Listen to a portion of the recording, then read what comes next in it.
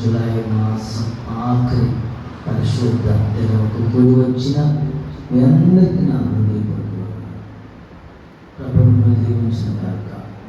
ఆమేన్.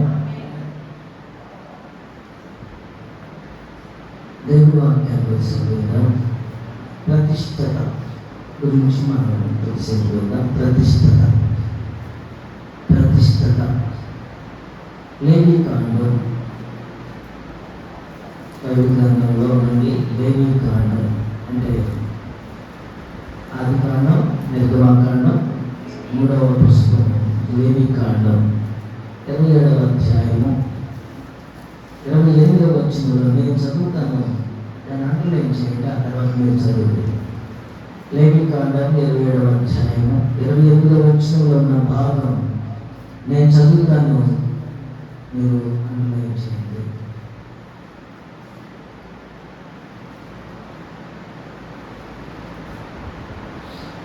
ప్రతిష్ఠించిన సమస్తము కనపడిందా? ఎవరు మాట్లాడుతున్నారు? యెహోవాకు అతి పరిశుద్ధుడుగా ఉండును. ప్రతిష్ఠించిన సమస్తము యెహోవాకు అతి పరిశుద్ధముగా ఉండును. దేవునికి స్తోత్రం.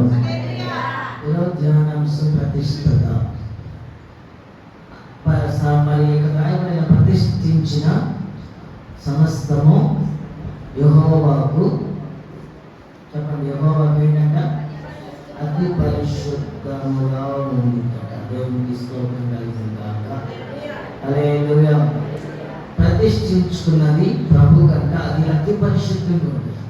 మనం ప్రతిష్ఠించుకున్నాం ప్రతిదీ. ప్రతిష్ఠించుకోవడం అంటే ఏంటి? ప్రతిష్ఠించుకోవడం అంటే ఈ రోజున ఆరాధనకు రావడం, ఇది ప్రతిష్టత. ప్రతి ఆదివారం ప్రభు సన్నిధిలోకి నేను మొట్టమొదటి కనపడాలయ్యా అని మీరు ప్రతిష్ఠించుకున్నారే, ఇది ఆయనకి అతి పరిశుద్ధముగా ఉంటుందంట. దేవునికి స్తోత్రం. ఈ రోజున మేము వచ్చిన దైవ సన్నిధి మీరు ఎంతో మొదటిగానే వచ్చారు. ఆల్మోస్ట్ చాలా వరకు మీరు ప్రారంభంలోనే వచ్చేసారు. ఎందుకంటే మీరు ఉదయాన్నే లేచి రాత్రి అనుకుంటారు, నేను ప్రభు సన్నిధికి వెళ్ళాలి, ప్రభు సన్నిధిలో నేను కనపడాలని ఒక ప్రతిష్టత, ఒక మీరు ప్రభుకి ఏం చేస్తున్నారు? సమర్పణ చేసుకున్నారు. నేను ఉదయాన్నే 6 గంటలకు కదా, 6 గంటలకు ప్రార్థన, మొదటి ప్రార్థన ముందే నేను అడుగు పెట్టాలి. మొదటి ప్రార్థన ముందే నేను వచ్చే ప్రతి ఆశీర్వాదాన్ని నేను కలిగి ఉండాలని ఒక ఆలోచన మీకు ఉంది. కాబట్టి ఈ ప్రతిష్టత దేవుని కన్నా అతి పరిశుద్ధముగా ఉంటుందంట. దేవుని స్తోత్రం. హల్లెలూయా. ఈ రోజున ప్రత్యేకమైన దేవుడు మనతో ప్రతి మాటను మనతో మాట్లాడుగాక. ఆయనే దర్శించి నా మనిషి నేనే కానీ మానవునిగా నేను నిలబడ్డాను ఆయన పక్షాన. నా హృదయంలో నుండి ఇక్కడి నుండి ప్రభువే మాట్లాడుగాక. ఇక్కడ పొందుపరిచిన ప్రతి మాటలు సిద్ధపరచుగాక.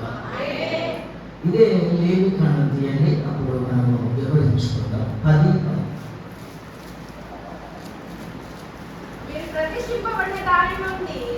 10:10లో ఉన్నది, మీరు ప్రతిష్ఠించిన దానిలో నుండి.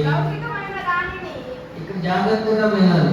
వాక్కు మీరు చదువుతుంది ఇంకా తీసేకాడే ఉండాలి. లౌకికమైన దానిని కానీ అపవిత్రమైన దానిని కానీ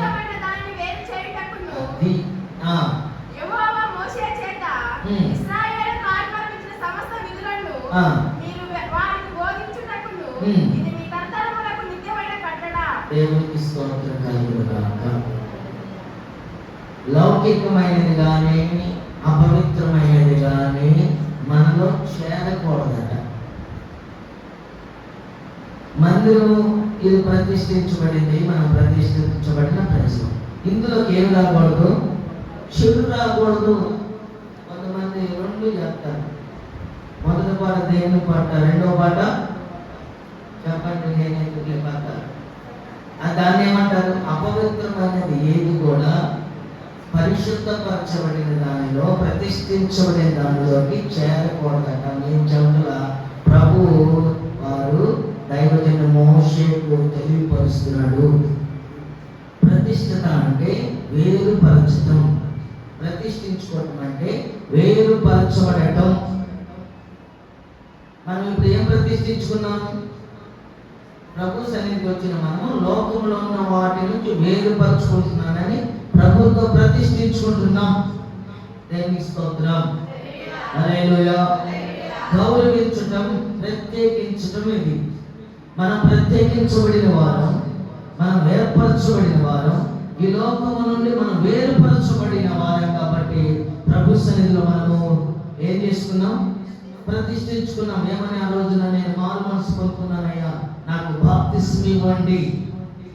మారు మనసుకు ఫలములు ఏంటంటే బాప్తిస్మం. నేను మారు మనసు పొందుకున్నాను, నేను పాప క్షమాపణ ఎందుకంటే నేను పాపముల నుండి నేను వచ్చాను ప్రభా, ఇప్పుడు నేను విడుదల పొందుకోవడానికి నాకు బాప్తిస్మం ఇవ్వండి అంటే దానిని ప్రతిష్ఠించుకుంటా. దేవునికి స్తోత్రం కలుగును గాక. ఇక మనం ప్రతిష్ఠించుకున్న దానిలో మనలోకి ఏమి రాకూడదు? లౌకికమైనదంటే లోకంలో జరిగేవి రాకూడదు. అపవిత్రమైనది మన దగ్గరకు రాకూడదు, మనలో చేరకూడదు. దేవునికి స్తోత్రం. అప్పుడు దేవుడంట నిన్ను ఆశీర్వదించడానికి సిద్ధపడి ఉంటాడు. నేను కొన్ని ప్రతిష్ఠించుకున్న నీకు కలిగే ఆశీర్వాదం ఏందో చెబుతాను. మీరు వస్తూ ఇవి తీసుకొస్తారు కదా, ఏంటవి? పిడికిళ్ళు తీసుకొస్తారు. ఏంటి పిడికిళ్ళు అంటే? మీరు ప్రతిదినము భోజనం ఆ టైంలో కాస్త అన్ని తీసి పక్కనేస్తారు. వాటిని ఎలా ప్రతిష్ఠిస్తున్నారు అంటే కవర్లోనో సంచిలోనో ఏది కనపడుతుంది? చెప్పండి, ఏది కనపడుతుంది? చెప్పండి.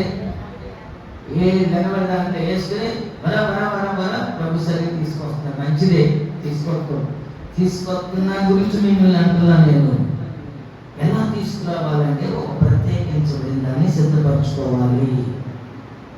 ఒక వస్తువుని సిద్ధపరచుకుని ఇది పిడికిళ్ళకి అని ఏర్పరచుకుని ప్రభు సన్నిధికి తేవాలి. అదే ప్రతిష్ఠత. అట్లాగే మనం కూడా అది తెచ్చినంత మాత్రం కాదు, కానీ మీకు ఉదాహరణ చెప్పాను. మనం కూడా ప్రత్యేకించబడిన దేవుని బిడ్డగా మనము ఏర్పరచబడి ఉండాలి. దేవునికి స్తోత్రం. హల్లెలూయా. అంటే నేను చాలా విషయాలు ఉన్నాయి, కానీ ఉన్న టైంలో మనకు కావాల్సిన విషయాలు మాత్రమే, కావాల్సినవి మనం ప్రతిష్ఠించుకున్నాం కాబట్టి కలిగే ఆశీర్వాదాలు ఏంటో 1-2 మీకు తెలియపరుస్తాను. ఈరోజు త్వరగానే ముగించుకుందాం. దేవునికి స్తోత్రం కలుగును గాక. హల్లెలూయా. మనకి 30-31 మనకి సహవాస గురుకులు ఉన్నాయి. 3 దినాలు పగలు రాత్రులు మన రత్నమ్మ గారి ఇంట్లో 3 రోజులు ఉపవాస ప్రార్థనలు జరిగినాయి. మరి ఎంత జరిగినాయో వాళ్ళే చెప్పాలి, సాక్ష్యంలో చెబుతారు. దేవునికి స్తోత్రం. హల్లెలూయా. నిన్న సాక్ష్యం చెప్పారు. 3 దినాలు మనకు ఉపవాస గురుకుల్లో కొన్ని ఇబ్బందులు వచ్చినాయి, కానీ ఆ ఇబ్బందులు కాదు నా దృష్టి అయితే.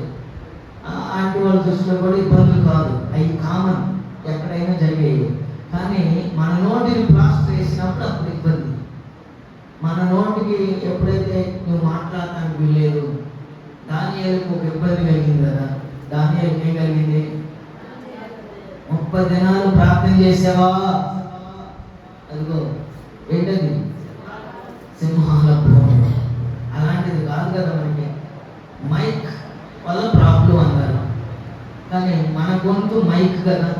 మన గొంతే అవుజా మైక్ ఉంది లోపల. మనకి ఈ గొంతు లోపల నుంచి వచ్చి ప్రార్థన చేస్తుంటే పరిశుద్ధాత్మ దేవుడు అక్కడ తాండవించబడ్డాడు. దేవునికి స్తోత్రం. హల్లెలూయా. హల్లెలూయా. మొదటిది మనము ప్రతిష్ఠించుకుంటే దేవుడు ఆశీర్వదించడానికి ఈ రోజునంట ఆయన పూనుకొని ఉన్నాడట. ఆమె కదా. ఎందుకంటే మొదటి మాట మనల్ని మనం ప్రతిష్ఠించుకోవాలి. మనం ప్రతిష్ఠించుకోకుండా వస్తున్నాం వెళ్తున్నాం అంటే కుదరదు. ఒక ఆఫీసులో ఒక అపాయింట్మెంట్ లెటర్ లేకుండా నువ్వు ఆఫీస్కి వెళ్ళినంత మాత్రం ఉపయోగం ఉంది. అంతేగా తమ్ముడు, నీకు అపాయింట్మెంట్ లెటర్ ఇచ్చినప్పుడు అందులో నీవు జాయిన్ అవుతావు. అప్పుడు నువ్వు గవర్నమెంట్లో నీ పేరు అక్కడ ఉంటుంది, నేను అక్కడ అపాయింట్ చేసుకుంటారు. అప్పుడు నీవు నెల రోజులు వెళుతూ వస్తున్న దానికి 1వ తారీఖు నీకేం పడిందట? శాలరీ పడింది. శాలరీ పడింది. ఆ ట్రెజరీ వాళ్ళ ఆఫీస్ వాళ్ళు నీ నెల రోజులు ఎన్ని తీసుకుంటారు, ఎప్పుడు వచ్చో ఎప్పుడు పోతున్నావు, ఎన్ని తీసుకున్న వాళ్ళు జీతాలు వేస్తారు వీళ్ళకి, ఉద్యోగస్తులకి. ప్రభు సన్నిధికి మేము వస్తున్నాం వెళ్తున్నాం అని కాదు, మేము అపాయింట్ అంటే ప్రతిష్ఠించబడి ఉండాలి. దేవుని స్తోత్రం. చదవండి 21:6 చదవండి. లేవీకాండం 21:6, 21వ అధ్యాయము.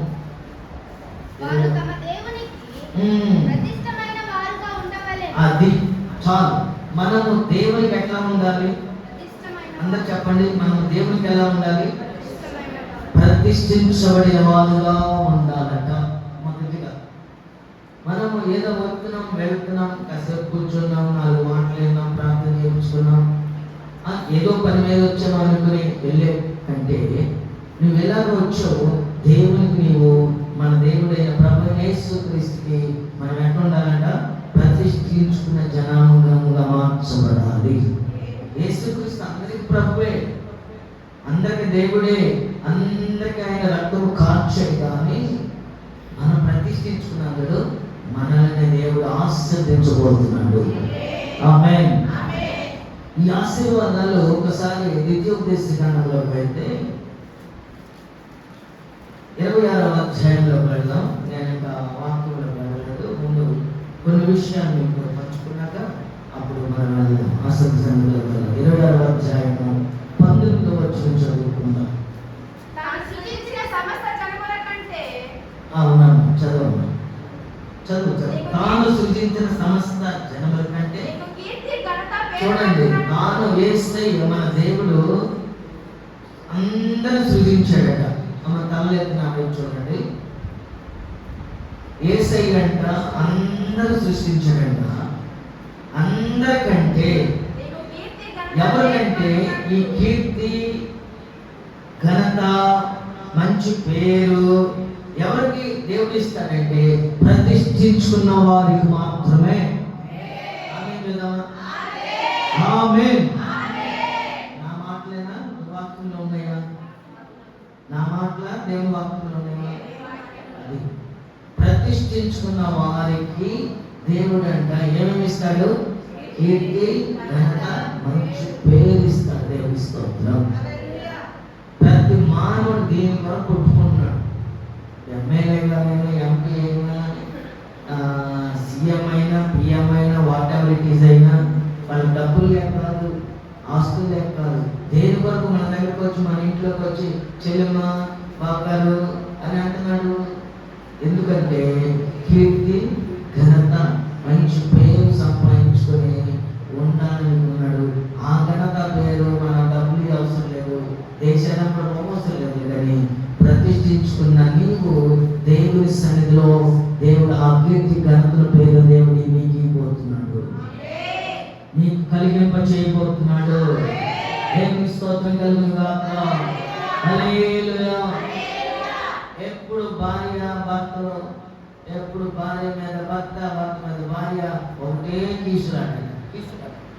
ఎప్పుడు భార్య భర్త, భర్త మీద భార్య, భర్త మీద భార్య, భార్య. నువ్వు అడిపోతున్నావు అంటే నువ్వు విడిపోతున్నావు అంటే ఐళ్ళు ఎట్లుంటుంది కదా ఏమో ఎట్లుంటుంది? నువ్వే నీ భర్తను బయట వేసుకుంటున్నావు, నువ్వే నీ భార్యను బయట వేసుకుంటున్నావు. ఎట్లుంటుందా ఇల్లు? భర్త భార్యని ప్రేమించాలి, భార్య భర్తను ఏం చేయాలి? లోబడి గౌరవించాలి. కొంతమంది భర్తను గౌరవించరు, లోబడాలి, గౌరవించాలి. భర్త ఏమో భార్యను ప్రేమించాలి. అప్పుడు నీ కుటుంబంలో ఏం జరిగిందంటే సమాధానం కలిగి. ఇవన్నీ ఎక్కడి నుంచి వస్తాయంటే ప్రభు సన్నిధికి వస్తే నువ్వేమవుతావంటే ఈ మాటలు, దేవుని మాటలు హృదయంలో చేర్చబడి నీకు కీర్తి, ఘనత, పేరు కలిగి చేస్తాడు దేవుడు. అప్పుడు నీ భర్తను ఎలా పిలుస్తావు? అప్పుడు నా యజమానుడా. అబ్రహాముని భార్య ఏమని పిలుస్తుంది? శారా ఏమని పిలుస్తుంది? నా యజమానుడా. ఈయన పిలుస్తున్నాడు నా యజమానురాలు. చూసారు ఎంత ఎంతలో చక్కగా రెస్పెక్ట్ ఉందో, ఎంత హానర్ ఘనత ఉన్నదో కీర్తన చూడండి. ఒక ఆయనకి ఒక బబులోను దేశంలో కొంతమంది చెరపట్టబడ్డారు. వారిలో షడ్రక్, మేషక్, అబేద్నెగోలు, అలాగే దానియేలు, వీరు పేర్లు ఎక్కువగా మనకు వినపడుతూ ఉంటాయి. వీరు బబులోను దేశములకు యెరూషలేము నుండి చెరపట్టబడ్డారట. చెరపట్టబడటం అంటే బబులోను దేశంలో బబులోను యొక్క రాజ్య పరిపాలకుడు నెబుకద్నెజర్ మరి ఆ యెరూషలేముని, ఆ మందిరములను అక్కడికి వచ్చి అన్ని కాల్చి అక్కడ ఉన్న వాళ్ళ యవనస్తులందరూ పట్టుకుపోయాడట. పట్టుకుపోయి వారిలో అందరి పేర్లు రాయబడలేదు, కానీ కొందరు పేర్లు అందులో దానియేలు, షడ్రక్, మేషక్, అబేద్నెగో వీరు ఆ దేశంలోకి వెళ్ళారు. దేశం మారేది కానీ వారు దేవునికి ఇచ్చిన ప్రతిష్టను మార్చుకోలేదు. దేవునికి స్తోత్రం. దేశం మారిన అలవాట్లు మారలేదు. అక్కడ వారితో పాటు వారితో కులపలేదు, వారితో తిరగలేదు. మన ఊరు మారితే మారిపోతాం. ప్రభు సన్నిధికి ఒక రకంగా వస్తాం, ఇంకొక చోటికి ఇంకొక రకంగా వెళ్తాం. మాటలు మారిపోతే, ఊరు మారితే మన మాటలు మారిపోతాయి. 2 రోజులు హైదరాబాద్లో అంటే అప్పు మన నోటు 2 రోజులు హైదరాబాద్లో అంటే అక్కడ ఆ వేస ఉంటుంది 2 రోజులకి మారిపోతుంది. మా ఆంటీ వాళ్ళు పుట్టిన దగ్గర 40 ఏళ్ళ నుంచి హైదరాబాద్లో ఉన్నారు. ఆ వ్యాస ఈ రోజుకు మారలా 2 రోజులు ఉంటే చాలు పోయి వేస్తున్నారు. మన దానియేలును జ్ఞాపకం చేసుకుందాం. దేశం మారినా కానీ తన ప్రతిష్టతను మార్చుకోకుండా, తన ప్రతిష్టతను కాపాడుకుంటూ, రాజు తినే భోజనాలు తినకుండా, అపవిత్ర దానిలో వేలు పెట్టకుండా, అపవిత్రత ఏది కూడా అంటనేయకుండా నడిపించబడ్డాడు.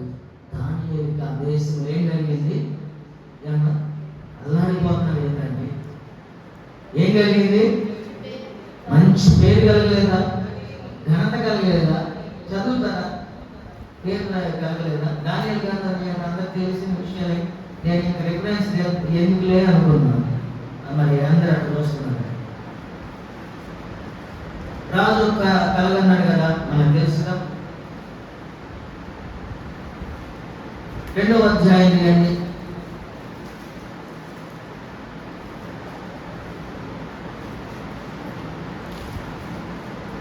3వ వచనం చదవండి గబగబా. మన చదవం వెళ్ళిగా నువ్వే చదువు. అప్పుడు రాజు వారితో అంటే మామూలు సామాన్య ప్రజలు కాదు వాళ్ళు. ఆ దేశంలో జ్ఞానవంతులు, అలాగే విద్యావంతులు, అలాగే గారడి విద్య కలిగిన వారు, పేరుగాంచిన వారు, మాంత్రికులు, అసలు అన్ని నైపుణ్యం కలిగిన వాళ్ళందరినీ దేశంలో పిలిపించి వాళ్ళందరినీ కూర్చోబెట్టి వాళ్ళందరికీ ఉదయం పూట బ్రేక్ఫాస్ట్ ఇచ్చి, మంచి బ్రేక్ఫాస్ట్, మంచి టిఫిన్లు పెట్టి, అప్పుడు రాజుగారు వచ్చిన తర్వాత వాళ్ళతో చెప్తున్నాడు, నేను ఒక కల కంటిని, నేను మనోవ్యాకుల మంది ఉన్నాననగా. అయితే ఈయన కలగన్నాడు. ఆ కళ భావము తెలుసుకోవాలని నేను ఎంతో మనోవ్యాధి కలిగి ఉన్నాను. కల్లీలు అన్నారంట. సిరియా భాషలో రాజుగారితో చెప్పారంట, రాజు చిరకాలం జీవించును గాక, తమ దాసులకు కల సెలవీయుడి, మేము దాని భావమును. రాజుగారు కల కన్నాడు, అందరికీ చెప్పాడు. ఏమని చెప్పాడు? అయ్యా, నేను రాత్రి కలగన్నాను, దాని భావన కావాలి, వ్యాకులు పడుతున్నాను అంటే అక్కడ ఉన్న వారు ఎవరు మనలాంటి సామాన్యులు కాదు, ఒకరు కాదు, ఇద్దరు కాదు, కొన్ని లక్షల మంది. అది కూడా దేశంలో ఉన్నతమైన వాళ్ళు. ఐఏఎస్ ఆఫీసర్లు ఉంటారు కదా మనకి. ఒక మంత్రి గారికి ఒక ఐఏఎస్లు ఉంటారు. ఒక మంత్రి గారు, సీఎం గారైనా ఏ పని చేయాలన్నా ఈ ఐఏఎస్లు అంటే ఎంత మన ఇండియాలో పెద్ద చదువు అనమాట. వాళ్ళు చెప్తారు, వాళ్ళు చెప్తే వీళ్ళు చేస్తారు. అయితే అది మనకు తెలియదు. సీఎం గారు చెప్పిందే మనకు తెలుసు. అలాగే రాజు గారికి ఏది చెప్పనా దేశంలో లేకపోతే జ్ఞానవంతులందరూ పిలిస్తే వాళ్ళ అంటే వాళ్ళ భాషలో అంటున్నాడు, సిరియా భాషలో. అది మనకి తెలుగు ట్రాన్స్లేషన్ చేసింది కాబట్టి, రాజు చిరకాలం జీవించిన గాక తమరి దాసులకు కళ సెలవు ఇవ్వండి, మేము దాని భావంలో. వీళ్ళంటే కళ చెబితే భావం చూస్తారట. అయితే ఈయనంటున్నాడు రాజు గారు, నేను దాన్ని మర్చిపోతుంది కానీ నేను మర్చిపోయాను, దాని కళ భావమును కళను తెలియజేయకపోతే మీ అందరూ ఏం చేస్తానంట, తుత్తునీళ్ళు కంటే ఏం చేస్తానంట, వచ్చినట్టుగా మెడక మీద తలకే తీసేస్తాడు. దేవుని స్తోత్రం కలుగుతుంది. వీళ్ళన్నీ ఏం చేస్తాడంట, మొత్తం ఏం చేస్తాడంట, కొలాప్స్ చేస్తాడంట, అంటే నేల మట్టం చేస్తాడంట. దేవుని స్తోత్రం కలుగుతుంది. నేనన్నీ ఇప్పుడు నేనంతా జరిగి తేడా ఉంటాను కాబట్టి ఈ కళ భావం ఎప్పుడు చెప్పలేదు. భావం చెబుతున్నట్ట, అసలు లేకుండా ఫస్ట్ ఎందుకు, ఏమంతేనా, అసలు లేకుండా ఫస్ట్ ఎందుకు కళ చెప్పలేదు. దానియేలు దగ్గరికి ఇదే విషయాలు వచ్చినాయి. దానియేలు దగ్గరికి వచ్చినప్పుడు దానియేలు 3 దినాలు అడిగాడు. దేవుని స్తోత్రం. హల్లెలూయా.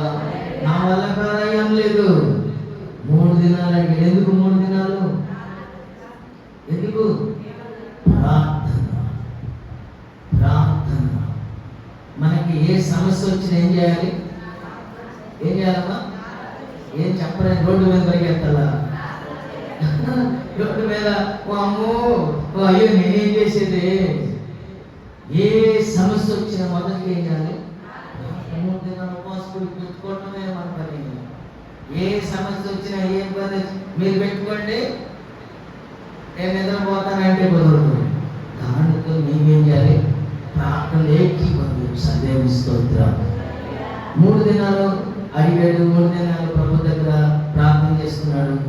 దేవుడు మర్మమును దేవుడు దానియేలుకి ఇచ్చాడు. దేవుని స్తోత్రం. ఎట్లా ఇచ్చాడు? అది నాకు కావాలి. ప్రతిష్ఠించుకున్నాడు కాబట్టి.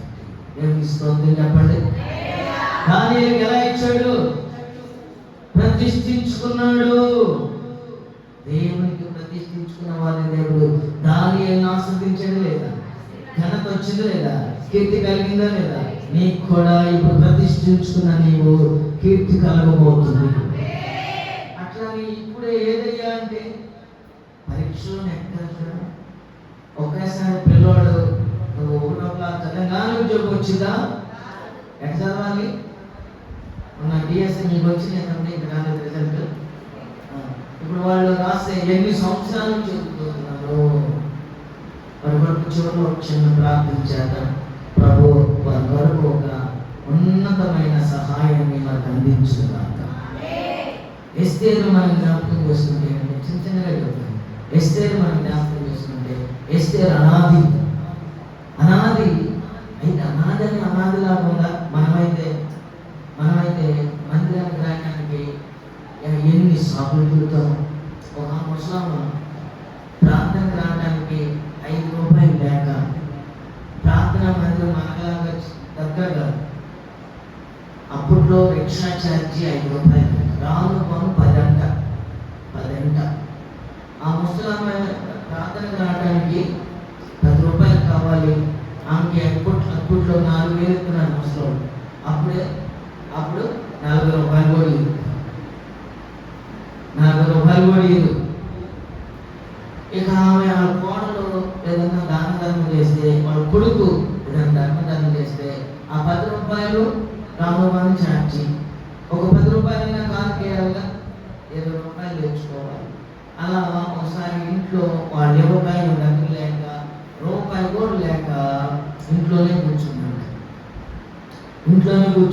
కూర్చుని ధ్యానిస్తుందంట. అబ్బా నా దగ్గర డబ్బులు లేవు, నేను నడవలేను, దూరం 10 కిలోమీటర్లు, నేనేం చేయను ప్రభా, మరి నాకు సహాయం చేస్తే నేను వెళ్తాను కదా మందిరానికి అని ప్రార్థన చేసుకుంటున్నప్పుడు ఒక వారం అనేసి తిరిగి మరి ఒక వారం ఈ మధ్యలోనే వాళ్ళ చెల్లెలు కొడుకు వచ్చాడు.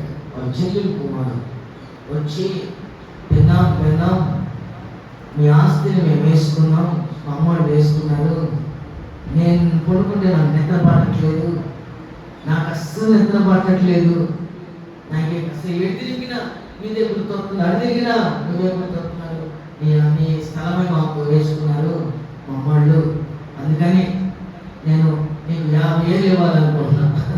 అంత చప్పుడు కొడదామా? 50,000 ఏంటమ్మా? ఆ రోజు సంగతి ఇప్పుడు కాదు, గత 40 ఏళ్ళ క్రితం సంగతి నేను చెప్తుంది. 50,000 ఇస్తానని ఎవరైనా వస్తారా? చెప్పండి. అపవాసించుకున్నది ఇప్పుడు మళ్ళీ తిరిగి శాంతి డబ్బుల్లో ప్రార్థనకి వెళ్ళడానికి ప్రార్థన చేస్తుంది. దేవుడు అతన్ని ఎవరు లేపాడు? సొంత అక్క కుమారుని, చెల్లెలి కుమారుని లేపుకుని ఇంటికి తీసుకొచ్చి, విన్నా 50,000 నీకు ఇవ్వాలి, నేను చేతులు కట్టుకుంటాను, నాకు ఆ నింద నా మీద ఉండదు, నా పిల్లల మీదకి వచ్చింది, నా మీద పోతే మళ్ళీ నా పిల్లలు తరతరాలు వచ్చింది, నాకెందుకు వచ్చింది బాబు, నాకు వద్దు, నీ ఆస్తి మా అమ్మలు తెలియక లాక్కున్నారు, నాకు మాత్రం వద్దు అని 50,000 ఇప్పుడు నా దగ్గర 25,000 ఉన్నాయి, వచ్చే నెలలో మిగతా 25,000 ఇస్తానని 25,000 ఇచ్చేళ్ళాడట. దేవుని స్తోత్రం. ఈ 25,000 ఎత్తుకెళ్ళి కొడుకు ఇచ్చిందంట. కొడుకు ఏం చేసాడు? కోళ్ళలో ఇక మాంసం తేటం, చేపలు తేటం, ఎందుకు డబ్బులు వచ్చినాయిగా. ఇక అప్పుడు ఈ ప్రాంతానికి వెళ్తుంది. అక్కడ సేవకుడు ఈ మధ్యలో ఎందుకు రాలేదమ్మని అడిగాడట. అడిగిదయ్యా ఛార్జీలు లేకపోయినాయ్యా అన్నాను. అప్పుడు ఆయన ఒక 20 రూపాయలు దాచిపెట్టి ఆమె ఇవ్వాలి అని, ఎప్పుడు వస్తే అప్పుడు ఇవ్వాలని దాచిపెట్టుకున్నాడు. నేను ప్రార్థనకు వచ్చింది. వస్తా వస్తా నలుగురు తీసుకొచ్చిందండి. దేవుని స్తోత్రం. నలుగురిని ఈ నలుగురికి ఎంత ఛార్జీ? 4 10 40, ఏదో 10 50. మరి ఈ సేవకుడి చేతిలో ఏదో పెట్టాలిగా, 50 రూపాయలు మినిమం. అప్పట్లో సంగతి, ఇప్పట్లో సంగతి కాదు. ప్రతిదీ మీరు ఇప్పుడు ఆలోచించారు, లేకపోయింది. అప్పుడు బియ్యం కట్టేంత ఎంత 20 రూపాయలు 30 రూపాయలు పెడితే బియ్యం కట్టవచ్చు. ఇప్పుడు 10-1600 అంతేనా కాదు, 1700 బియ్యం కట్టలేదు. అప్పుడు ఇప్పుడు పోల్చుకోవాలి. అప్పుడు సంగతి చెప్తున్నాను. ఇక వచ్చింది, సాక్ష్యం చెప్పిందంట. సేవకుడు అంటే అందరికీ ప్రార్థన చేసేటప్పుడు 20 రూపాయలు తీసి మా ఉంచు అంటే, ఎందుకయ్యా నువ్వు ఆ రోజు నా గురించి ప్రార్థన చేశావు, దేవుడు నాకు 25,000 చెప్పు, వచ్చే నెలలో 25,000 ఇస్తాడు. నేను 4 తీసుకొచ్చా ప్రార్థనకి. దేవుని స్తోత్రం. హల్లెలూయా. దేవుడు ఎంత గొప్పవాడు. ప్రతిష్ఠించుకున్న వాళ్ళని దేవుడు విడిచిపెట్టడు. బాధ వచ్చిన, కష్టం వచ్చిన దేవుడు మాత్రం విడిచిపెట్టకూడదు. ఈరోజు సమస్య వచ్చిందని దేవుడు విడిచిపెట్టకూడదు. ఏమో అన్నంగా మాట్లాడమా? చెప్పండి, అన్నంగా మాట్లాడమా? మన పనులు మాట్లాడమా? అన్ని ఏడాది పెళ్ళి ఉంటే మాట్లాడమా? చెప్పండి. పెళ్లి కట్టేద్దాం, ఎన్ని బాధలు ఉన్నా పక్కన వాళ్ళు అప్పు తెచ్చైనా గొలుసు వేసుకుంటాం, పక్కన వాళ్ళు అప్పు తెచ్చైనా ఏమంటారు, చెవులకి ఇయర్ రింగ్స్ పెట్టుకొని అన్నీ వెళ్తాం. ప్రార్థనకు వచ్చేటప్పుడేమో ఎట్టొస్తాం? మీరు వస్తున్నారని నేను అంటలేదు, సహజంగా జరిగే విషయం. ఎట్టొస్తారు? దేవుడు గారి పోయి అసలు పాత దేవుడు అప్పుడు చినిగిందా లేదని చూసుకుని అది వేసుకుని గిరిజానికి వచ్చి ఎక్కడ వచ్చి ఉంటే అక్కడేమో అట్టేస్తావు. ఇక్కడికి వచ్చి ఏం చేయాలి? నువ్వు ఎలా రావాలి? ప్రతిష్ఠించుకున్న నీవు సమస్య వచ్చిన, బాధ వచ్చిన, నీవు ఏమాత్రం తనకు సాతాను గారి సోటి ఇచ్చిన, సాతాను గారు ఏంటంటే తెలుసా, ఏమనుకున్నది రేఖ అంట. కానీ నీ దేవుడు తగ్గకుండా ఉంటే దేవుడు నిన్ను ప్రతిష్ఠించుకున్న వారిని ఏ శత్రువుకు అప్పగించడు. చెప్పండి ఆమేన్. శత్రువుకు అప్పగించడు. ప్రతిష్ఠించుకున్న వారిని ఎస్తేరుని ప్రతిష్ఠించుకుంది. అక్కడే 3 రోజులు ప్రార్థన చేశారు. అక్కడ ఆయన ప్రార్థన చేశారు. దేవుడు ఆశీర్వాదకరంగా అందరిని రక్షించడమే కాదు, ఆమెను దేవుడు ఏం చేశాడంట, అక్కడ రాణిగా సిద్ధపరిచి. నేనంత లోతుగా వెళ్తలేదు, బ్రీఫ్గా చెప్తున్నాను. దేవుని స్తోత్రం. మొదటిది మనం ప్రతిష్ఠించుకున్నది. రెండో మాట చదువుతాం. రెండోది తీయండి. జోయల్ యోవేలు గ్రంథము 1వ అధ్యాయము 14వ వచనం తీయండి. యోవేలు గ్రంథము 1వ అధ్యాయము 14వ వచనం. ఒకవేళ ఆయన మనసు త్రిప్పుకొని పశ్చాత్తాపపడి ఈ దేవుడైన యెహోవాకు తగిన నైవేద్యమును పానార్పణమును మీకు దీవెనగా అనుగ్రహించును.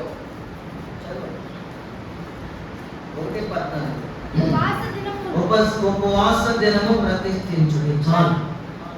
రెండవది ఏంటి చెప్పండి? రెండోది ఏంటి? అందరు చెప్పండి. ఏంటి రెండోది? ఉపవాస దినం ప్రతిష్ఠించుకోవాలి. ప్రతి విశ్వాసి వారానికి ఒక్కరోజైనా, శనివారమే, ఇంకేముంది, శనివారం ఉపవాస దినం ప్రతిష్ఠించుకోవాలి. వ్రత దినముగా సిద్ధపరచుకోవాలి. ఇక నేను అన్ని చెప్పను. ప్రతిష్ఠించుకోవడం అంటే ప్రార్థన పత్రం వెళ్తాం, కాసేపు ఉండడం కాదు. సంపూర్ణమైన లోతు అనుభవం ఉండాలి. ఉపవాస దినం ప్రతిష్ఠించుకోవాలి. శనివారం నేను జరిగింది, నేను లోతైన విషయాలు ప్రభు మాట్లాడాడు. అందులో చెప్పేదానిలో ఏ సచ్చు ఉండదు. ఇక దాచుకోవటం, లోపల పెట్టుకుని బయట పెద్దాని మీద ఏముండదు. లోపల ఏది ఉందో అది వచ్చేసింది. ప్రభు దగ్గర మేము ప్రార్థన చేసుకుని ప్రతిష్ఠించుకుని వస్తాం, నిలబడతాం. ప్రభువాన్ని నిలబడతాను, మేము మాట్లాడతాం, నా దగ్గర నిలబడతాను, ఏర్పరచుకుంటాం, వాక్యాన్ని సిద్ధపరుస్తాం. అన్నీ తెలియదు, అన్నీ రాయలేము, అన్నీ ఇలా ఇలా చెప్పాలనుకుంటాను కానీ నిలబడంగానే రూట్ మారిపోతాయి. దేవుని స్తోత్రం కలుగుతుంది. ఉపవాస దినం ప్రతిష్ఠించుకొని నీవు ఏం చేయాలంటే దేవుని మందిరంలో 2:15 వచనం చదువుతాను. 2వ అధ్యాయం 15వ వచనం. అది సియోనులో ప్రతిష్ఠించుకో. ఉపవాస దినము నీవు ప్రతిష్ఠించుకున్న నీవు సియోను అనగా దేవుని సన్నిధిలో ఏం ఓదాలి? బాకా ఓదాలి.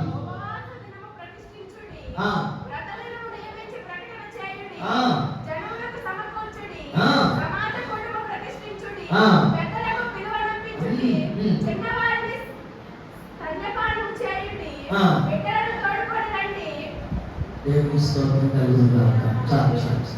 ఉపవాస దినం ప్రతిష్ఠించుకోవాలి. నీవు కొంతమంది ఉపవాసం ఉన్నారని చెప్పి ఇంటింటి తిరుగుతారు. ఉపవాసం ఉన్నాను వాళ్ళు ఎవరో నాకు తెలియదు. వాళ్ళ పేరు మనకొద్దు, అసలు అవసరంగా మనకొద్దు. మనదే మీ గురించి నేను చెప్పాలంటే ఒక సేవకుడుగా మాకు మీరు బిడ్డలు కాబట్టి మీకు మేము చెప్పే అర్హత, బాధ్యత మాకుంది. మీకు ఇప్పుడు ఉపవాస దినం అంటే ఉపవసించుకున్న ప్రతిష్ఠిత మీరు దేవుని మందిరంలో చెయ్యాలి. బాగా మొదలు అంటే అది పైకి వెళ్ళి ఆ బాగా తీసి కుదేద్దామా? బాగా అంటే దేని గురించి నువ్వు ప్రతిష్ఠించుకున్నావు? నీ కుటుంబంలో ఏదైతే సమస్య ఉందో వాటిని ప్రభుతో ఈ బాక ఎలా వెళ్ళింది అలా ప్రభుతో ఓదాలి. ఇస్కియా ప్రార్థన మనకు తెలుసుగా, ఇస్కియా సంగతి మనకు తెలుసుగా, ఇస్కియా పరిస్థితి మనకు తెలుసుగా. తెలుసా తెలీదా? చదవండి. ఇస్కియాకు ఒక సమస్య వచ్చింది.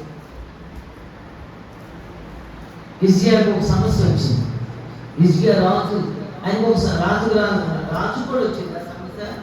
ఎందుకు రాదు? చదవండి. దినవృత్తాంతాలు రాసిన 2వ గ్రంథం 20వ అధ్యాయము. దినవృత్తాంతాలు రాసిన 2వ గ్రంథం 20వ అధ్యాయము మొదటి నుంచి కొన్ని వచనాలు చదువుతాం.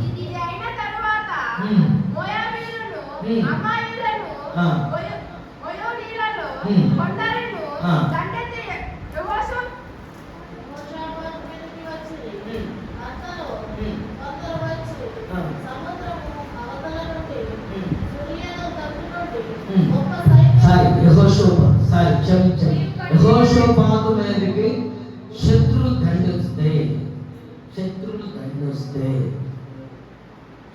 దండొస్తే ఏం ప్రకటించాడు? ఏం ప్రకటించాడు? అందుకు యెహోషాపాతు భయపడి యెహోవా యొద్ద విచారించుటకు మనస్సు నిలుపుకొని యోదంతట ఉపవాస దినము దేవునికి స్తోత్రం కలుగునుగాక. హల్లెలూయా. ఏం సాటించాడట? ఉపవాస దినము ప్రకటించి చాటించాడు.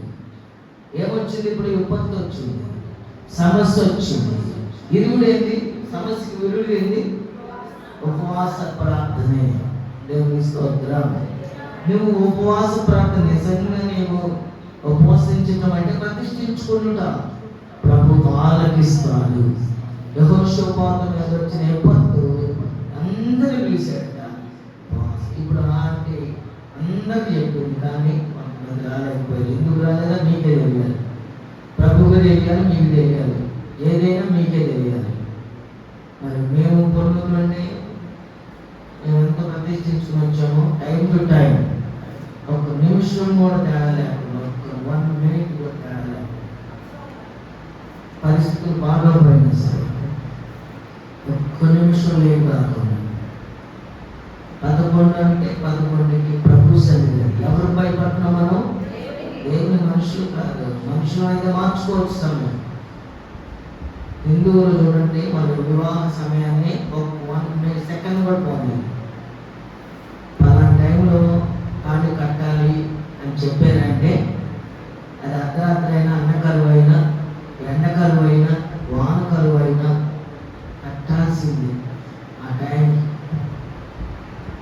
దేవునిది ఎవరైతే భయపడి ప్రతిష్ఠించుకున్న దానిని చక్కగా చేస్తారో దేవుడు వారి మీద దృష్టి పెడతారు. దేవుని స్తోత్రం. అది ఇప్పుడు కనపడదు. ఇప్పుడు ఈ రాత్రి వచ్చిన దీవుని ఏమైంది? ఐశ్వర్యం చెడిపోదు. ఈ మొన్న పోయిన ఆదివారం చెప్పినట్టు దేవుని స్తోత్రం కలుగుతుందాక. హల్లెలూయా. సమస్యలు ఎన్ని వచ్చినా, శోధనలు ఎన్ని వచ్చినా ఏం పెట్టుకోవాలి? ఉపవాసం. ఒక ఆమంట సేవకుడి దగ్గరికి వచ్చి సేవకుడికి ఫోన్ చేసి, రోజులు ఫోన్ అయినా ఏమంటే మీరు ఎప్పుడు ఉన్నారు అంట. అమ్మా నేను ఎందుకమ్మా ఉపవాస ప్రార్థన పెట్టుకుంటావా అన్నాడంట. కాదయ్యా, నువ్వు ఎప్పుడు ఉంటే ఆ రోజు చచ్చిపోతాను. ఎప్పుడు నువ్వు ఏ రోజు ఉంటావో మందిరంలో ఇంటి దగ్గర ఆ రోజు చచ్చిపోతాను. ఒక విశ్వాస పలికే మాటలేనా? నీకు సమస్య వస్తే ఏం చేయాలి? సమస్య వస్తేనంటే చచ్చిపోయింది. మళ్ళీ పాస్టర్ గారు ఎందుకంటే మనం ఏంటంటే పోతే నా భూదాన కార్యక్రమాలు ఎవరు చేస్తారు? భూస్థాపన కార్యక్రమాలు. అందుకని నువ్వు ఉన్న రోజే చచ్చిపోతావు. అదేనా విశ్వాస నోట్లో రావాల్సింది? మీ నోట్లో నుంచి రావాల్సింది ఏంటి? సమస్య వస్తే ఏం చేయాలి?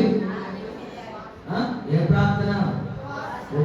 ప్రతిష్ఠించుకుంటున్నాం. ఉపవాస దినమును ప్రతిష్ఠించుకుని వ్రత దినముగా అంటే అలవాటు చొప్పున ఏర్పరచుకోవాలి. యెహోషాపాతు అంతటి వాడికి ఉపవాస ప్రార్థన కావాల్సి వచ్చిందంట. అంటే మానవుడు పిఎం అయినా, సీఎం అయినా, మనమైనా, ఎవరైనా దేవుని సన్నిధిలో ఒకటే. దేవునికి స్తోత్రం కలుగుగాక. ఉపవాస దినము ప్రకటించుకోవాలి, వ్రత దినముగా సిద్ధపరచుకోవాలి. ఎస్తేరు గ్రంథం 4వ అధ్యాయము 16వ వచనంలో ఎస్తేరు ఏం చేసింది చూడండి. ఇటువైపు విపత్తు వచ్చింది, ఒక సమస్య వచ్చింది, ఇబ్బంది వచ్చింది. ఏమి ఇబ్బంది? మామూలు ఇబ్బంది కాదు. ఏదో తుడిపోయితే తుడిచేది కాదు. దేవుని ప్రజలందరి మీదకి ఏమొచ్చింది? మరణ శాసనం ప్రకటించబడింది. దేవుని బిడ్డలందరికీ మరణ శాసనం. ఒక్కడి వల్ల అందరికి మరణ శాసనం వస్తే అప్పుడు ఎస్తేరు అప్పటికి ఇంకా అపాయింట్మెంట్ అయింది, కానీ ప్రమాణ స్వీకారం కాల. రాజుగారి దగ్గరికి వెళ్ళే శక్తి లేదు, ఇంకా రైట్స్ రావాలా, హక్కులు రాలేదు. రాజుగారు ఎన్నుకున్నాడు, కానీ పలానా రోజు ఆమెకి ఏం కావాలి? ఇప్పుడు ప్రతిష్ఠించుకోవాలి, ప్రతిష్ఠించబడాల. అంటే దానిని మనం వారి భాషలో ప్రమాణ స్వీకారం గోల. మన భాషలో చెప్పాలంటే ఇంకా ఖాళీ కట్టలేదు అనమాట. సిద్ధపరుచుకున్నారంటే మాట్లాడుకున్నారు, అయిపోయింది, ఇక పలానా రోజు డేటు మరి అని నేను ఎగ్జాంపుల్గా మీకు అర్థమైందని చెబుతున్నాను. ఈలోపు ఒక సమస్య వస్తే తన పెద్ద తండ్రి పంపించాడు. ఇట్లా అంతఃపురంలో అతను బట్టలు లేకుండా తిరుగుతుంటే ఎవరో చెప్పారట, మీ పెద్ద తండ్రి రాజుగారి అంతఃపురంలో తిరుగుతున్నాడంటే ఈ విషయం తెలిసి ఆమె పేపర్ రాసి పెట్టింది. ఏమని పంపింది? చదవండి. నీవు పోయి షూషాను కోటలో ఉన్న కనపడిన ప్రతి యూదులందరినీ అందరి రాజమందిరంలో సమకూర్చి ఉపవాసము దేవుని స్తోత్రం కలుగును గాక. 3 దినాలు ఏం చేయాలంట? అన్నపానాలు. అప్పుడు ఏమన్నా నేను కూడా నా చెలికత్తెలతో నేను కూడా ఉపవాసం ఉంటాను. ఏమనుకోవాలట? ఏమా ఎందుకో అన్నపానాలు ఎందుకు మానుకోవాలంటే ప్రతిష్ఠించుకోనుట. ఏం చేసుకోవాలట? ప్రతి విశ్వాసి దేవునికి ప్రతిష్ఠించుకోవాలి. వారానికి అంటే ప్రార్థన రోజు చేస్తాం, కానీ ప్రత్యేకమైన ప్రార్థన అంటే ఉపవాస ప్రార్థన. సంఘం ఆస్వాదించబడడానికి, ఎత్తబడడానికి, స్థిరపరచబడడానికి, నీవు నీ కుటుంబంలో బలపరచబడడానికి, ఏదైనా అసాధ్యము అన్నది కూడా సాధ్యం చేసుకోవడానికి, అది అనారోగ్యమైన కుటుంబ సమస్య అయినా ఏం కావాలంట? ఉపవాస ప్రార్థన. అందుకే మనం పెడుతుంది ఎందుకు? మా పని పెట్టలేకుండా కాదు కదా, మీకు పని పాట లేదని కాదు కదా. అందరూ చాలా మంది ప్రార్థనలో ఏ ప్రార్థన కోరుకున్నారు? ఉపవాస ప్రార్థన ఎవరు కోరుకుంటున్నారమ్మా? ఎవరు కోరుకున్నారు ఉపవాస ప్రార్థన? ఏం కోరుకున్నారు? ఆహారం పెట్టే ప్రార్థన, భోజనం పెట్టే ప్రార్థన ఈ కోరుకుంటున్నారు. కానీ ఉపవాస ప్రార్థన ఏమో కోరుకుంటారు. 3 దినాలు ఏడమేమో తీసుకుంటారు. దేవుడికి సమర్పణ అనేది చాలా ముఖ్యం. ఆ తర్వాత దేవుడు ఆయన మనకు తెలుసు, ఎస్తేరు గ్రంథంలో ఉన్న విషయాలన్నీ మనకు తెలుసు. వాళ్ళు 3 దినాల ఉపవాస ప్రార్థన ఏమైందంట? రాజు తాకిదినే అంటే రాజు జీవోనే తలకిందులు చేసింది కదా. అంతా తెలిసి చదివించమంటావా కదా, ఇంకెందుకు? ఒక సహోదరి అట, ఆమెకి ఏ సమస్య వచ్చినా పాస్టర్ గారికి ఇంకోటి ఎవరు ఫోన్ చేయాలి. మనం ఏదైనా పాస్టర్ గారికి చేస్తాం, మనం చెయ్యం, మనం ప్రార్థన చేయం. ఏం చేస్తాం? మాకు సమస్య వచ్చిందంటే పాస్టర్ గారు 3 రోజులు ఉపవాసం ఉండు, లేకపోతే 2 రోజులు బాగా ఉపవాసం ఉండి ప్రార్థన చేయి. ఒక్కొక్కరు రాత్రి నిద్ర పట్టట్లేదంట, రాత్రి అంతా కూర్చుని నువ్వు ప్రార్థన చేస్తే నేను నిద్ర పోతాను అని ఒక సహోదరి ఉన్నారు. వారికి ఏ సమస్య వచ్చిన మందిరానికి వచ్చేస్తారంట. మందిరంలో 2 గంటలు నీళ్లు కుమ్మరించినట్టుగా కుమ్మరించుకుని దైవ సన్నిధిలో అన్ని విషయాలు చెప్పుకుని మళ్ళా మొహం కడుక్కుని ఇంటికి వెళ్ళిపోతారు. మా విన్నారా? నువ్వు కాళ్ళు చాపేది కుర్చీలో కూర్చోండి. ప్రతిష్ఠించుకుని ఏమని? నేను దేవుడి మందిరంలోకి వెళ్ళి సమస్య వచ్చినా, బాధ వచ్చినా, ఏది వచ్చినా ప్రార్థన చేసుకుని వెళ్తా కళ్ళు దూసుకుని మొహం దూసుకుని వెళ్ళిపోతాడ. మందిరంలో ఇంటికి వెళ్ళే లోపు ఆ సమస్యను దేవుడు తీర్చేస్తాడు. అందరూ స్తోత్రం చేద్దామా? ఎక్కడున్నాం మనందరం? చెప్పలేదు మేము ఎక్కడ ఉన్నామా? ఇప్పుడు స్తోత్రం చేద్దామా?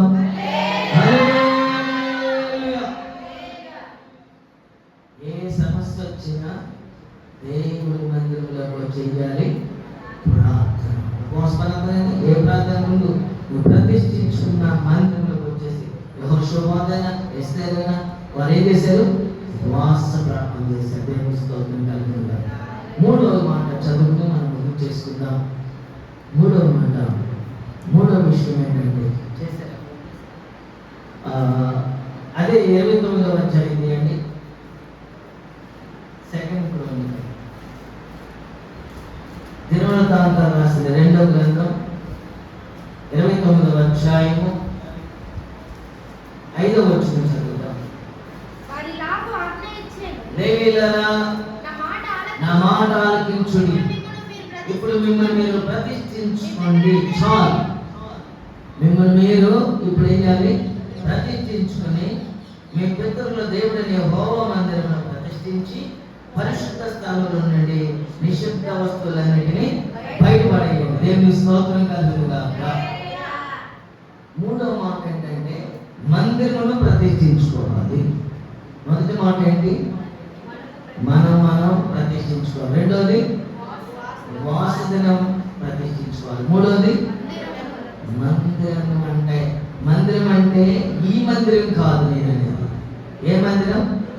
హృదయం అనే మందిరాన్ని ప్రభువుకు అంకితం చేసుకోవాలి. దేవుని స్తోత్రం. హల్లెలూయా. యోహాను సువార్త 2వ అధ్యాయము. ఇక్కడ ప్రభువు బాధపడుతున్నారు. ఎందుకో తెలుసా? నిషిద్ధ వస్తువులు ఉన్నాయి. ఏ వస్తువులు ఉన్నాయి? ఏ వస్తువులు ఉన్నాయి? 2వ అధ్యాయము యోహాను సువార్త 2వ అధ్యాయము 13వ వచనం నుంచి చరణాలు చదువుతాం. యూదుల పస్కా పండుగ సమీపింపగా ఏమిటమ్మా? ఏమొచ్చింది? పండగ. ఏదో ఒక పండగ వచ్చింది. ఇప్పుడు పండగ వచ్చిందా? యేసు యెరూషలేమునకు వెళ్ళి దేవాలయంలో ఎడ్ల గొర్రెలను పావురములను అమ్మవారును నూకలు మార్చువారును కూర్చుండ చూచి రాళ్లతో కొరడాలు వేసి గొర్రెలను ఎడ్లన్నిటిని దేవాలయం నుండి తోలివేసి నూకలు మార్చువారి నూకలు చల్లివేసి వారి పళ్ళను పడద్రోసి పావురములు అమ్మవారితో వీటిని ఇక్కడ నుండి తీసుకుని పొండి నా తండ్రి ఇల్లు వ్యాపారము ఇల్లుగా చేయకూడదని చెప్పి దేవుని స్తోత్రం. యేసు ప్రభు చూడండి ఎంత బాధపడ్డాడు. ఆయన ఆరాధన చేద్దామని మందిరానికి వస్తే ఈ మందిరం ఎట్లా ఉందంట? ఈ మందిరంలో ఉన్న వారిని చూద్దామని వస్తే ఎలా ఉందంట? ఈ మందిరం ఎలా ఉంది? వ్యాపారంతో ఉందంట. అంత లోతుగా నేను వెళ్ళదలుచుకోవట్లేదు, కానీ మన హృదయమైన మందిరం ఎలా ఉండాలి? ప్రభువుకి ప్రతిష్ఠించబడి ఉండాలి. ఈ మందిరం వీళ్ళు ఎట్లా ఉండాలి? ప్రభువుకి పరిశుద్ధముగా ఉండాలి. దేవుని స్తోత్రం. నిషిద్ధ వస్తువులు ఉండకూడదు. మన హృదయంలో ఏముండకూడదు? నిషిద్ధ వస్తువు. నిషిద్ధ వస్తువులు అంటే మనం ప్రారంభంలో చదవాలి. మరి నిషిద్ధ వస్తువులు అంటే యేసు ప్రభు చెప్పిన మాటలే మేము చెప్తాను. మార్కు సువార్త 7వ అధ్యాయము 21వ వచనం చదువుకుందాం. మార్కు సువార్త 7:13 రకాలైన నిషిద్ధ లోపల అంటే హృదయంలో నుండి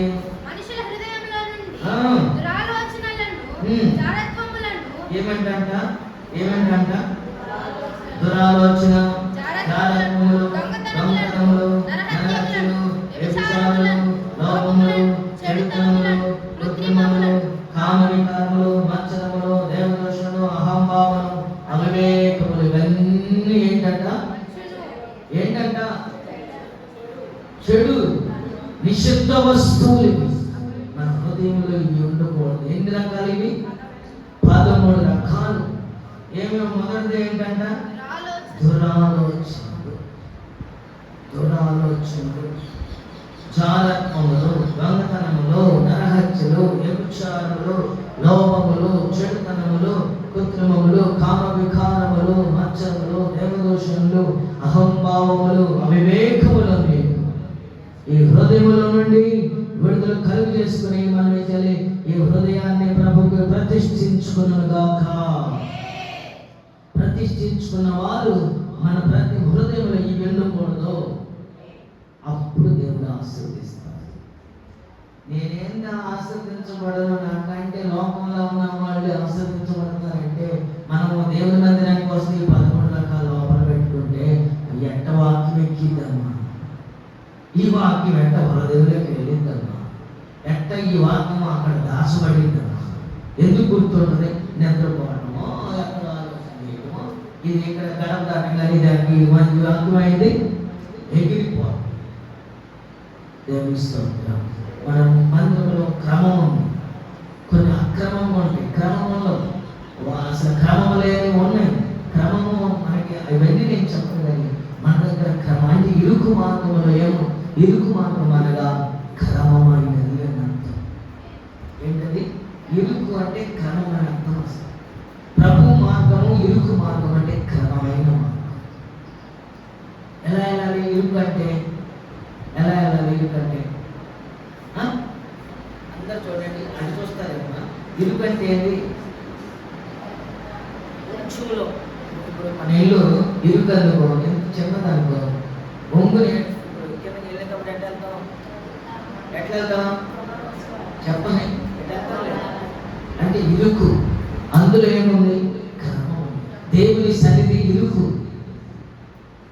ఇరుకులో విశాలత కలుగజేయువాడు ఎన్నెన్నో మేలులను. ఏం చేస్తాడు? ఇరుకులో విశాలత కలుగజేసేవాడు. మన హృదయాన్ని ప్రభువుకి ప్రతిష్ఠించుకుంటే మనం ఇరుకుగా ఉండొచ్చు, దాన్ని దేవుడు విశాలత పరుచుగాక.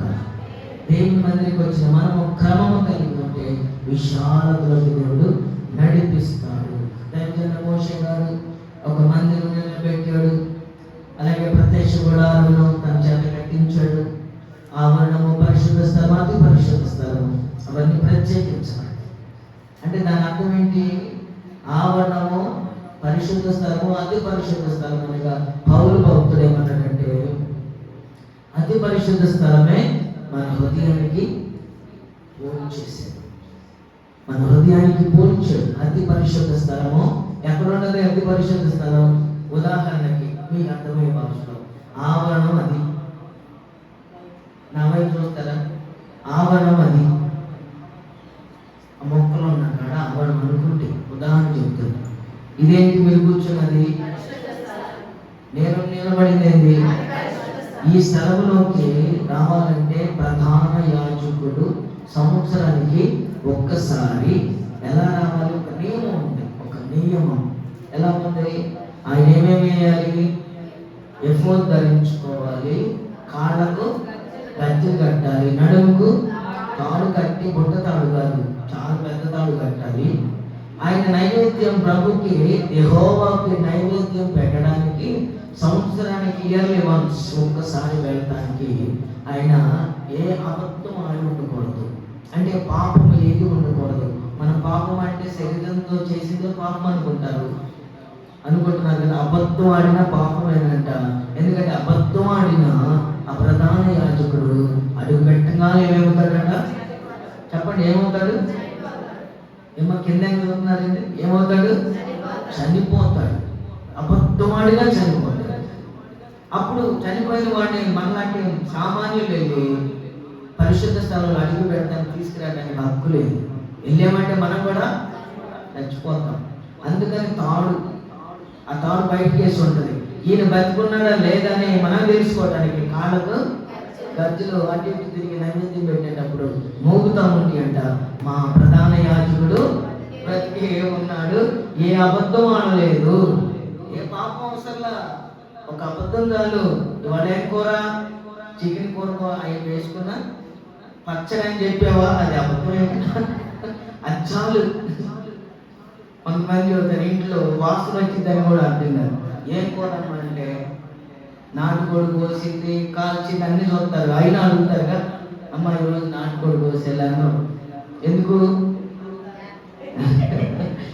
పచ్చడి అని చెప్తారు. అది తెలిసిపోతుంది, వాసన రాదు, గుమాయించబడదు. చిన్న అబద్ధం ఆడినా చాలు దేవుని స్తోత్రం కలుగుతుంది కాక.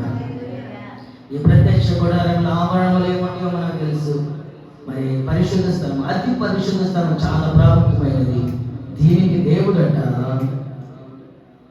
ఇంత అతి పరిశుద్ధ స్థలాన్ని తీసుకొచ్చి మన హృదయంలో పెట్టాడు. దేవుని స్తోత్రం. ఎంత గొప్ప దేవుడు.